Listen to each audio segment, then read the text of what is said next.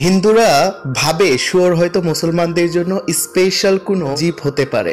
তারা মনে করে থাকে যে মুসলিমরা শুয়োর বা শুকরের মাংস ভক্ষণ করে না, আসলে এগুলো হচ্ছে তাদের অতিরিক্ত বালখিল্যতাপূর্ণ ধারণা বা কথাবার্তা। হিন্দুরা গরুকে স্পেশাল প্রাণী ভাবে, বিশেষ করে মা ভাবে, সেজন্য তারা গরু খায় না। আসলে কি তাই যে মুসলিমরা মানে শুয়োরকে স্পেশাল কোনো কিছু ভেবে থাকে? মুসলিমরা শুয়োর খায় না কারণ শুয়োর হলো অপবিত্র। পবিত্র কোরআনে বলা হয়েছে সূরা আনআম হচ্ছে 145, যদি আপনারা দেখেন তাহলে শুয়োর এবং শুয়োরের মাংসকে অপবিত্র বলে উল্লেখ করেছে।